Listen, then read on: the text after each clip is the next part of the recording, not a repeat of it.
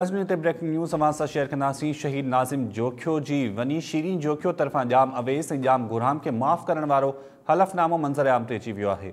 मुड़िस जे क़त्ल जो वाक़ियो अल्लाह जी रज़ा जे करे थियो। वाक़े बाबति ग़लति ॼाण ॾेई मूंखे गुमराह कयो वियो। शीरीन जोखियो इहो बयानु ॾिनो आहे। इहो हलफ़नामो टाइम न्यूज़ जी स्क्रीन ते अवां ॾिसो पिया।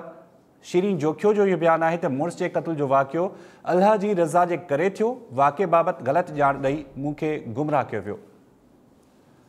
अपडेट्स मालूम कंदासीं ब्यूरो चीफ दोदो चांडियो खां। दोदो, छा तफ़सील आहिनि वधीक? शीरीन जोखियो जो चवणु आहे त वाक़े बाबति ग़लति ॼाण ॾेई मूंखे गुमराह कयो वियो। वधीक छा लिखियलु आहे हिन हलफ़नामे में?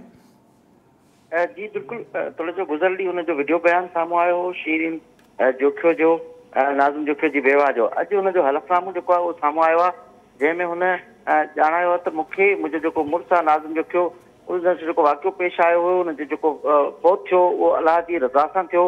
ऐं मूंखे ग़लति जेका इंफॉर्मेशन ॾिनी वई हुई, मूंखे ग़लति ॼाण ॾिनी वई हुई, उन करे मूंखे एफआईआर दाख़िल कराई। हुन में हुन जेके जाम भाइर आहिनि उन्हनि जा बि हुन नाला लिखिया आहिनि। उनखां सवाइ हुनजा जेके वेझा आहिनि, जाम अवेस आहे, करीमा या ॿिया हुनजा जेके वेझा गार्ड आहिनि, उन्हनि जा नाला बि हुन ॼाणाया आहिनि। त मूं उन्हनि जे ख़िलाफ़ु जेका आहे उहा मेमनकोट थाणे ते एफआईआर दाख़िल कराई हुई। हाणे उन एफआईआर जेका आहे उहा केस सां हथु खणां थी। ऐं मूंखे जेको इतलाह मिलियो हुयो ख़ासि तौरु त मुंहिंजे मुड़ुस जे बारे में, उनजे वाक़े जे बारे में उहा मूंखे मिसगाइड कयो वियो, ग़लति ॼाण मूंखे ॾिनी वई, जंहिंजे करे मूं इहा एफआईआर दाख़िल कई हुई। ऐं हाणे हुनजो फ़ौती जेका थी आहे उहा रज़ा अलाह सां ई थी आहे। जंहिंजे करे हुन एफआईआर जेका आहे उन सां हथु खणां थी। ऐं हुनजो इहो हलफ़नामो जेको आहे उहो कोर्ट में जेको आहे जमा करायो वियो आहे। हिन हलफ़नामे में हुन जेको आहे नाज़िम जोखियो जेको मौत आहे हुनखे रज़ा अलाही जेको आहे करार ॾिनो आहे। ऐं हुन सां हथु खयो आहे। ख़ासि तौरु जेके पीपल्स पार्टी जो MP MNA ॿाहिरि आहिनि, जाम ॿाहिरि आहिनि, उन्हनि सां हुन केस सां हथु खणण जो जेको आहे हिन हलफ़नामे में इज़हार कयो आहे। जी ठीकु आहे, वॾी महिरबानी दोदो चांडियो अपडेट करण जे लाइ।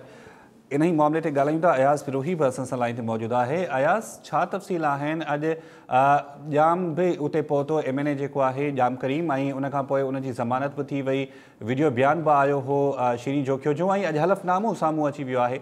छा तफ़सील आहिनि वधीक हिन हवाले सां? जी बिल्कुलु मिताब, नाज़िम जोखियो क़त्ल केस में जेका नाज़िम जोखियो जी बेवा आहे शीरीन जोखियो, उन सिंध हाई कोर्ट में हलफ़नामो जमा करायो आहे, जंहिंजी कापी टाइम न्यूज़ हासिल करे वरिती आहे। शीरीन जोखियो पंहिंजे हलफ़नामे में ॼाणायो आहे त मुंहिंजे मुड़ुस जे क़त्ल जो वाक़ियो अलाह जी रज़ा सां थियो। ऐं मुंहिंजे जेको मुड़ुसु आहे उनखे क़त्ल करण बाबति मूंखे जेको आहे गुमराह कंदड़ मालूमात ॾिनी वई।